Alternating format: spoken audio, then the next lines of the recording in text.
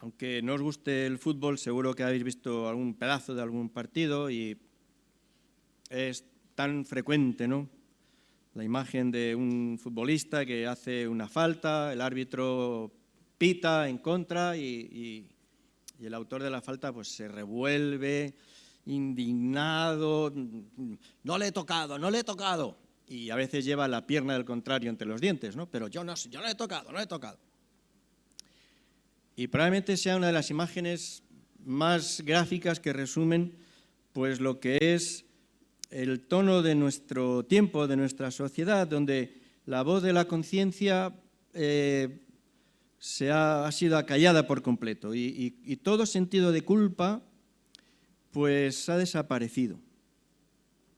La culpa, se dice eso es un lastre para el desarrollo de la persona. Y es un prejuicio de una tradición judio-cristiana que eso hay que liberarse de la culpa. Porque la meta de la vida es el bienestar y el sentimiento de culpa pues arruina nuestro bienestar. Un experto en coaching, esta cosa tan interesante, sobre todo para los que la practican y cobran por ello, insiste en esto, en que el sentimiento de culpa es el mayor lastre para el potencial de las personas. Es fruto de pues, una serie de imposiciones y de servidumbres políticas, psicológicas, religiosas, mecanismos de represión y, en fin, algo que debe ser desechado por completo, ¿no? Es curioso que casi nadie lee filosofía, pero todas estas ideas son herederas de Nietzsche, así que fijaos si es una sociedad culta, ¿no?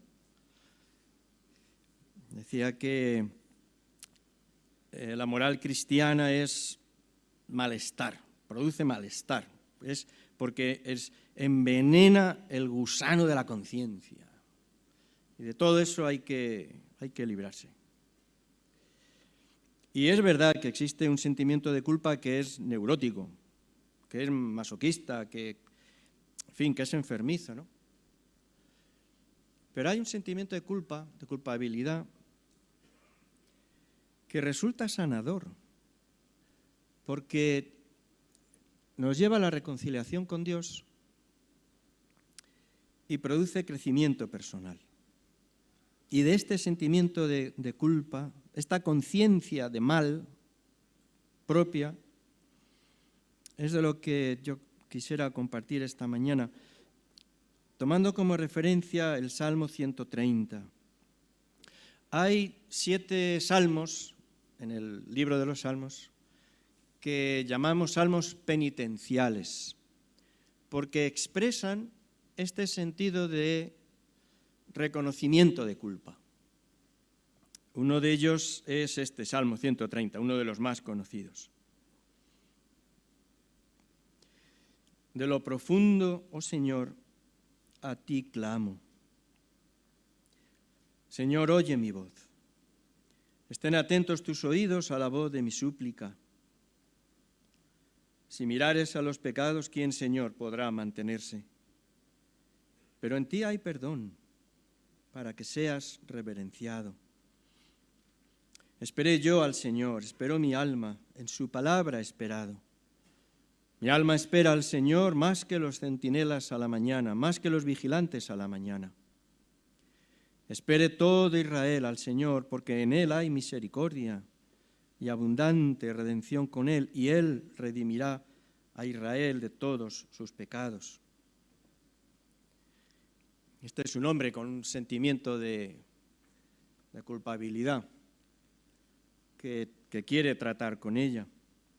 En realidad, ante este sentido de culpa, este saberse en falta, pues ya sabéis, solo hay 2 posibilidades. O bien lo negamos, con los mecanismos que haga falta, o bien lo confesamos con arrepentimiento. Y esto que a veces nosotros pensamos tiene que ver con aquellos incrédulos y duros de corazón, pues tiene que ver con los discípulos de Jesucristo todos los días de nuestras vidas. Tiene que ver con nosotros. Porque también nosotros tenemos que enfrentar a diario esta elección. O negamos nuestras culpas o las confesamos con arrepentimiento delante de Dios. Lo más fácil, al menos inicialmente, claro, es negarlo. La culpa de todo la tienen los demás. Eso es algo que creo que desde bien pequeñitos desarrollamos esa habilidad, ¿no? Es que tú, ¿no? Cada vez que alguien nos dice algo, es que tú, es que él, es que la situación. Bueno, uno lee el Génesis y en las primeras páginas tropieza ya Adán y Eva excusándose, negando la responsabilidad, negando culpa ninguna, ¿no? Y así pues seguimos hasta hoy, ¿no? Es una manera, en nuestro vocabulario habitual decimos de acallar la conciencia. Y entonces cuando nosotros mismos nos sabemos culpables de algo, hablo como discípulos del Señor Jesucristo, no tengo que explicaros el qué tipo de cosas, ¿no? Pero cuando nos sabemos culpables de alguna forma de desobediencia, pues la primera cosa es eso, acallar la conciencia. Y eso, la Biblia nos advierte que eso nos pone en una pendiente resbaladiza que nos lleva progresivamente a esto que también la Biblia llama una conciencia cauterizada. Eso dice el apóstol Pablo a Timoteo. Hay personas cuya conciencia ha sido cauterizada. Otras versiones, para hacerlo más inteligible, dice que tiene la conciencia encallecida. Eso es muy interesante. Es una expresión muy gráfica. Otras versiones directamente dice que la tienen muerta. Una conciencia encallecida, eso, nuestro vocabulario, cuando algo hace callo, ya no molesta, no despierta dolor, no produce incomodidad. Y esta tendencia de disculparnos permanentemente, pues de forma progresiva va produciendo este resultado y al final, muerta o no muerta, la conciencia calla y guarda silencio ante nuestras desobediencias al Señor. Habla de conciencia, de la voz del Espíritu, como queráis, pero lo importante es esta idea, ¿no? Y la Biblia nos advierte una y otra vez que esa estrategia siempre tiene resultados nefastos, desoladores, arruinan nuestra relación con Dios y nos dañan a nosotros mismos. El Salmo 32 es también otro de estos salmos penitenciales. Y el salmista dice: mientras me negué a confesar mi pecado, mi cuerpo se consumió y gemía todo el día. Porque aunque la solución más fácil sea negarlo, acallarlo, olvidarlo, la realidad está ahí. Y los efectos de cualquier forma de desobediencia al Señor en los hijos de Dios siempre producirá el mismo resultado. Nos aleja de Dios y nos daña a nosotros. La otra opción es el arrepentimiento. Muy interesante este proverbio, capítulo 28, versículo 13. Los que encubren sus pecados no prosperarán. Pero si los confiesan y los abandonan, recibirán misericordia. Y esta idea de confesar y abandonar, esto vamos a volver a esto después, porque son dos caras de la misma realidad, confesar y abandonar. Pero bueno, el Evangelio realmente se resume en esto, ¿no? Dice el Señor Jesucristo: después de la resurrección y por todas las naciones, y anunciad el arrepentimiento y el perdón de pecados. El arrepentimiento, que es, dice Proverbios, confesar y abandonar. Confesión quebrantada, dolorida, y cambio de sentido. Y perdón de Dios como respuesta. Perdón y restauración. Así que solo unas ideas para recordar lo que ya sabéis acerca de estas dos cosas, ¿no? La confesión. Porque al final la culpa, es verdad que podemos acallar la conciencia, la podemos maniatar, le podemos poner ahí un trapo en la boca, ¿no? Figuradamente para que no se oiga. Sí, pero al final eso se va enquistando en el alma y nos reseca espiritualmente.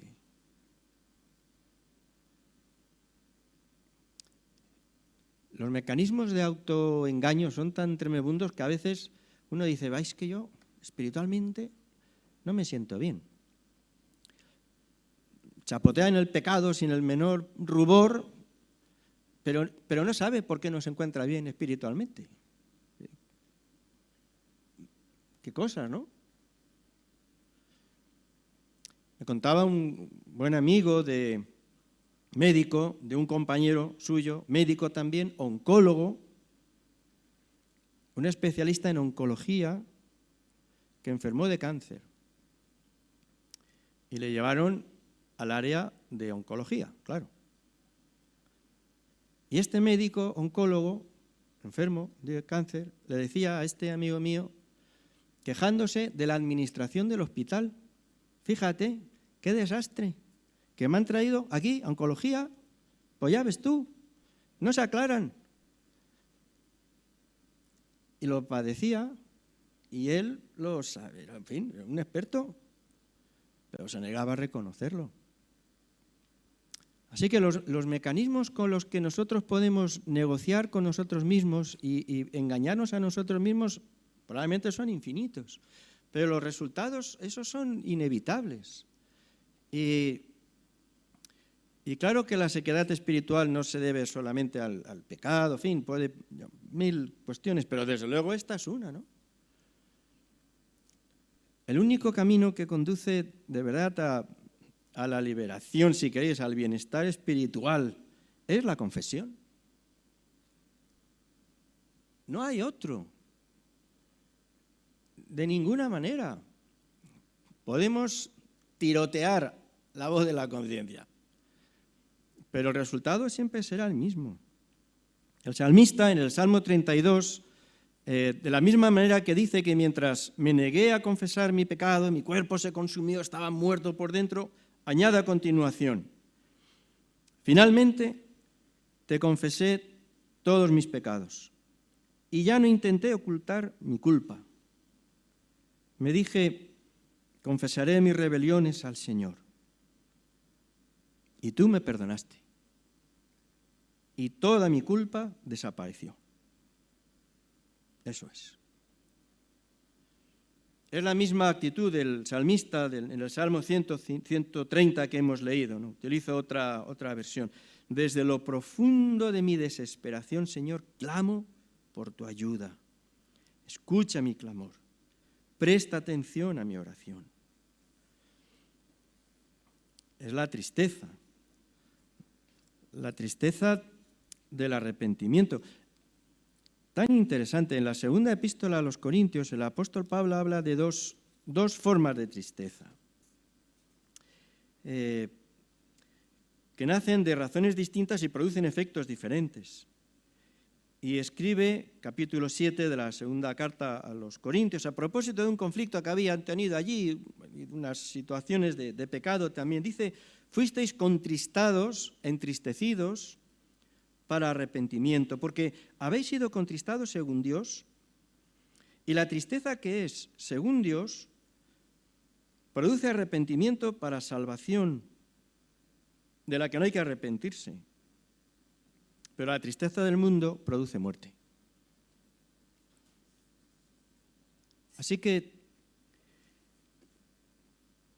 el salmista aquí pues renuncia ya a negar su culpa, toma conciencia de su pecado y desde sus entrañas lo confiesa y lo trae al Señor. La confesión. El arrepentimiento es confesión quebrantada, confesión dolorida, pero no solo. El arrepentimiento es, ¿recordáis el texto tan sugerente de Proverbios? Es confesar y es abandonar.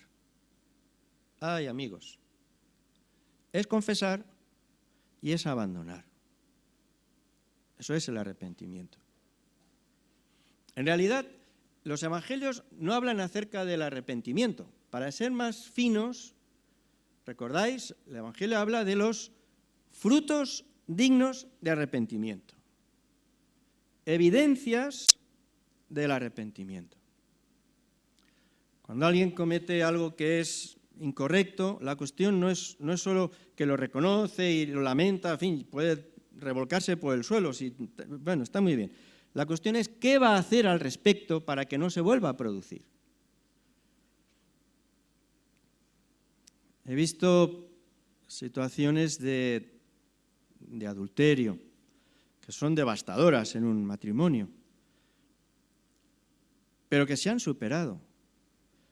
Pero se han superado primero por el ejercicio de mucha generosidad de quien lo ha sufrido y por pasos concretos de cambio en aquel que lo cometió. La cuestión no es si, ay, qué pena, de verdad, no quisiera, yo lo siento, está muy bien, solo faltaba. La cuestión es, ¿y qué vas a hacer ahora? ¿Qué relaciones vas a cortar? ¿Qué teléfonos vas a bloquear? ¿En manos de qué terapeuta te vas a poner? ¿Qué vas a hacer? Tenemos muy claro, ¿no?, esta idea del arrepentimiento, de la conversión, literalmente en griego, ¿no?, como un cambio de sentido. Es curiosísimo. En fin, lo poquito que he estado en Grecia, ¿no?, en Atenas, en las autovías hay una palabra ahí en griego, yo solamente conozco el alfabeto, así que, pero bueno, suficiente para reconocerlo, ¿no?, que es una de las que utilizamos nosotros, que traducimos en la Biblia como arrepentimiento, como conversión. Literalmente está en las carreteras porque lo que significa es cambio de sentido. Lo que vemos en las autovías, cambio de sentido. ¿Qué quiere decir eso? Pues que uno va en un sentido, entonces toma ese desvío, y va en dirección contraria. Vamos, más gráfico es imposible. El arrepentimiento supone efectivamente el reconocimiento de un camino que es equivocado, pero no solo eso. Ya de golpes de pecho estamos ya un poquito saturados. De hipocresía también a veces. La cuestión no es cuántos golpes de pecho, sino qué giro damos y en qué nueva dirección nos movemos. Y sigo hablando a los discípulos de Jesucristo, que se han comprometido en la obediencia con Él. Es decir, ¿qué abandonamos?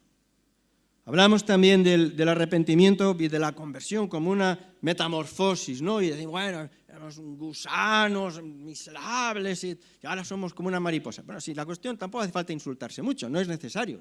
Ya está bien, eres un gusano, bueno, ¿qué le vamos a hacer? No pasa nada, ahora seremos mariposas. Pero esa idea de la metamorfosis, esa idea del cambio radical, efectivamente, si utilizamos esa misma ilustración del gusanito de seda, ese cambio, esa metamorfosis no tiene que ver solo con su forma, sino clarísimamente con su estilo de vida. Si eres mariposa y ya no gusano, quiere decir que ya no, aparte de que cambie tu forma y se perciba, es que ya no te vemos arrastrarte por el suelo, ahora vuelas. Por eso sabemos que se ha producido ese cambio y esa metamorfosis. No solo porque antes te sentías gusano y hoy ya lo sabéis, ahora sentirse es fundamental para la identidad, pero es muy engañoso. La cuestión es, ¿vuelas o no vuelas? ¿No vuelas? Es que si no vuelas, resulta, a lo mejor sigue siendo un gusano. Habrá que preguntárselo, porque el arrepentimiento, en el sentido propiamente de la Escritura, tiene que ver con esto. Y de la misma manera que no hay cristianismo si no hay arrepentimiento, no hay vivir cristiano si no hay frutos dignos de arrepentimiento. Todo lo demás será verborrea sacrosanta, pero no deja de ser palabrería. Perseveraremos en el pecado para que la gracia abunde. abrimos un paraguas que lo cubra todo. El apóstol Pablo, que algo de esto sabía, dice, de ninguna manera. De ninguna manera, porque hemos muerto al pecado.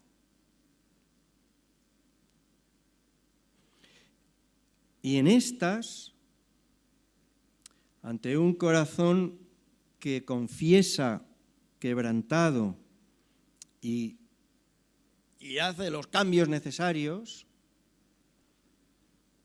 Dios corresponde con el perdón. Tú no rechazarás a un corazón arrepentido y quebrantado. Salmo 130. Dice una versión más contemporánea, Señor, si llevaras un registro de nuestros pecados, ¿quién podría sobrevivir? Pero tú ofreces perdón. Ahora sí. Y en el Señor, dice los versículos siguientes de este Salmo, del 5 al 7, en el Señor hay misericordia, hay abundante redención. Y la oscuridad queda atrás y ahora lo que se abre es un camino de esperanza. Y por eso el salmista se afirma en esta promesa de perdón, de un perdón restaurador. Versículo 5, lo leo en esta otra versión. Yo cuento con el Señor. En su palabra he puesto mi esperanza. Anhelo al Señor, su perdón. Lo anhelo más que los centinelas al amanecer. Más que los centinelas anhelan el amanecer. Los centinelas, para los que han hicieron la mili, son los que están ahí vigilando de noche. Y efectivamente, la noche que no llueve hace frío y lo único que está de verdad deseando es que por fin salga el sol y se acabe el turno de guardia.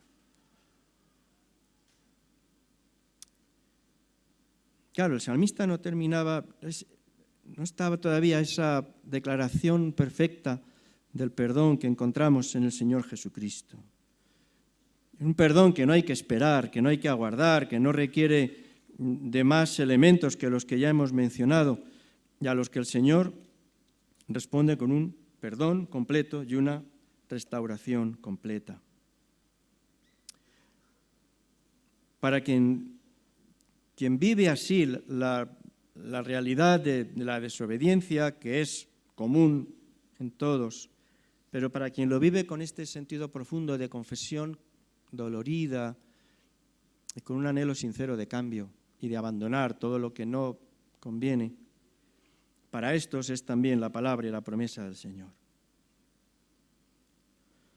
La sangre de Jesucristo, el Hijo de Dios, nos limpia de todo pecado. Si decimos que no tenemos pecado, nos engañamos a nosotros mismos y la verdad no está en nosotros. Pero si confesamos nuestros pecados, Él es fiel y justo para perdonar nuestros pecados y limpiarnos de toda maldad. Y añade una expresión realmente sorprendente en este contexto, porque dice la Escritura, si decimos que no hemos pecado, hacemos a Dios mentiroso. Y su palabra no está en nosotros. Si decimos, pues yo no sé, miro y tampoco veo nada especial, pues una de dos, o estamos nosotros equivocados o Dios está mintiendo, porque Él dice que en todos nosotros lo hay. La cuestión es, ¿qué hacemos con ese pecado? La palabra del Señor dice que si lo confesamos en este sentido completo, Él perdona y Él limpia. Es un perdón ganado al precio desmedido del sacrificio de Jesucristo en la cruz. En ti hay perdón, dice el salmista. En ti hay perdón para que seas reverenciado. Para que aprendamos a temerte, dice otra traducción. Y cuando abaratamos tanto la desobediencia, y bueno, no pasa nada, pues cuando abaratamos la desobediencia, abaratamos también el valor del perdón, al punto que se convierte en una especie de cosa mecánica, ¿no? Yo vengo, digo, sí, es verdad, y ya está. Pero la conciencia de perdón lleva a la transformación, no a la reiteración. Eso lo sabe solo quien ha sido muy consciente de su falta y de su culpa, y ha sido también muy consciente del perdón recibido. Nos negamos a reconocerlo y eso, como dice el salmista, eso nos va matando por dentro. Pero si lo confesamos en este sentido completo, eso es liberador. Unas pocas veces, solo unas pocas veces, lo he visto, el efecto sanador del perdón después de la confesión. No tenía menos de 80 años aquella mujer, una bendita mujer, que un día se rompió delante de mí para confesar un aborto que había tenido, que había provocado de joven y que las circunstancias, en fin, todo eso. Y que la había perseguido hasta ese día. Nosotros no perdonamos los pecados, tontería. Pero sí podemos declarar el perdón cuando la persona confiesa con arrepentimiento, porque es lo que la Biblia dice. Y podemos animar a una persona a recibir el perdón de Dios cuando ha traído su culpa sin mayor excusa, porque es lo que hemos leído en la Escritura también. Lo he visto pocas veces. Lo que he visto más a menudo es una cierta frivolidad con la que se confiesan las faltas, a veces porque ya no queda más remedio. El Evangelio, quiero terminar con esto porque también me parece tan lleno de sentido. El Evangelio nos habla de aquella mujer, ¿recordáis? Una mujer pecadora. El texto está en el Evangelio de Lucas, en el capítulo 7. Y a veces nos perdemos en quién sería aquella mujer, que si era Magdalena, estas bobadas de los que cuando queremos darle vueltas a las cosas con tal de no entrar al fondo del asunto. Pero dice que, capítulo 7, versículo 36, estaba Jesús en una casa, le habían invitado allí a comer, se sentó, y una mujer de la ciudad, que era pecadora, una prostituta, al saber que Jesús estaba a la mesa en casa del fariseo, trajo un frasco de alabastro con perfume y estando detrás de él a sus pies, llorando, comenzó a regar con lágrimas sus pies y los enjugaba con sus cabellos y besaba sus pies y los ungía con el perfume.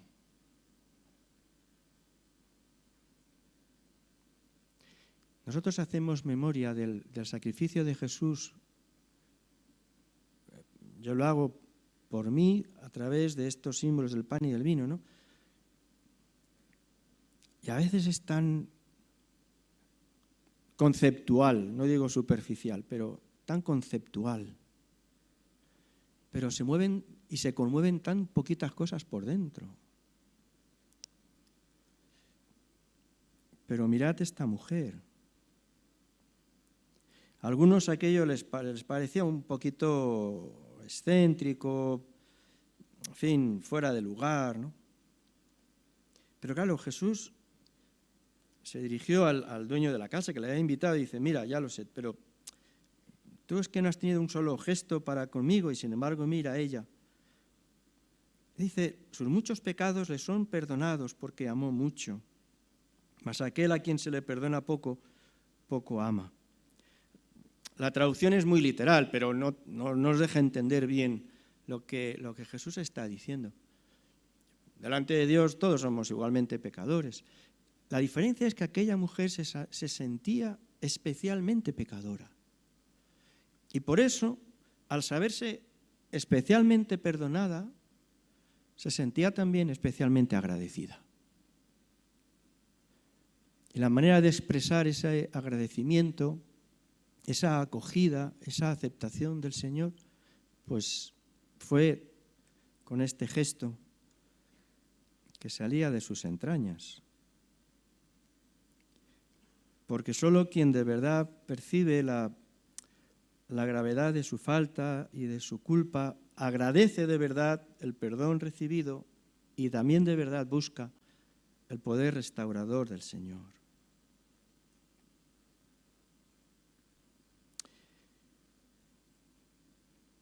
Pues vamos terminando, que es la hora. El apóstol Pablo advierte a Timoteo, a propósito del contexto de la iglesia, y le advierte contra personas que dice tendrán apariencia de piedad, pero negarán la eficacia de ella. Eso es duro, Personas que tendrán apariencia de piedad. Qué buena gente, míralos. Pero con su vida, escondida a los demás, pero con su vida están negando la verdad de esa piedad aparente. Yo me pregunto, ¿cómo se llega a ese punto? Es algo que me llama la atención. La persona falsa, hipócrita, bueno, eso tendrá algunos intereses, pero no, esto no es exactamente así, porque no se llega a este punto en un instante, ¿no? ¿Cómo se llega a esto? ¿Cómo se llega a una situación en la que uno convive consigo mismo manteniendo esa especie de doble vida? ¿Cómo se llega al punto en que uno convive consigo mismo teniendo, decíamos al principio, ¿no? Amordazada la conciencia, de manera que ofrece una imagen de piedad, aunque sabe y no trata la desobediencia a Dios que oculta a los demás?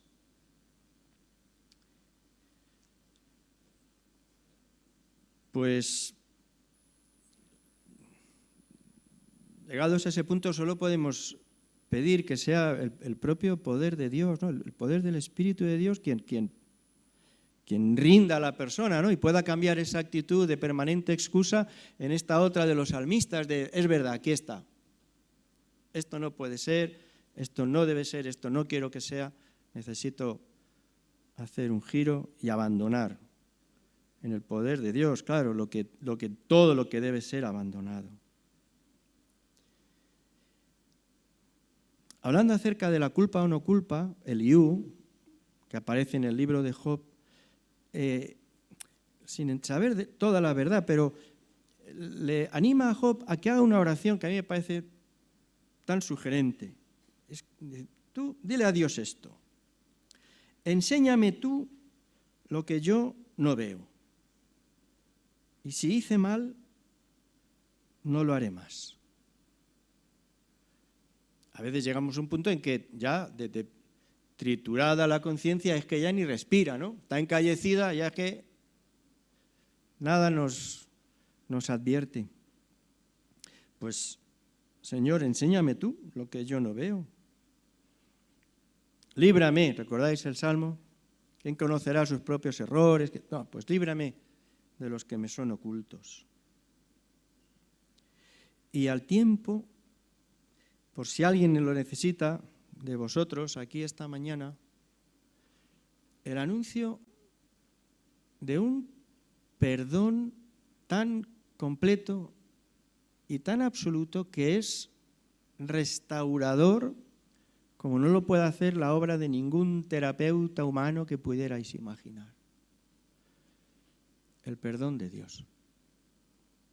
Recibe el perdón completo, absoluto de Dios, si en tu corazón hay un sentido cierto de arrepentimiento.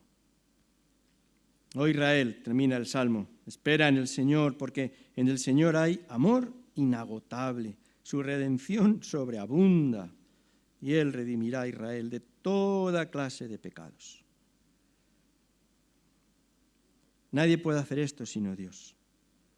No importa la enormidad de tu culpa, de tus faltas, tus errores, los que sean, porque para ti y para todos alcanza el perdón de Dios. Un perdón que es restaurador y renovador, para que no tengas que seguir arrastrándote como un gusano y puedas volar como una mariposa. No lo doy yo, no lo da esta iglesia, lo da Dios, que está cercano a todos los que le buscan de veras, al quebrantado de corazón. Así que acércate a Dios, ya sin más excusas, sin pretextos, sin yo no lo hice, no le he tocado, y de sí es verdad, aquí estoy. Y no quiero ser así. Dame tu perdón y dame tu poder para dejar de arrastrarme y volar. El Señor te bendiga, Él te ayude, te ayudará si tú lo quieres de verdad. Amén.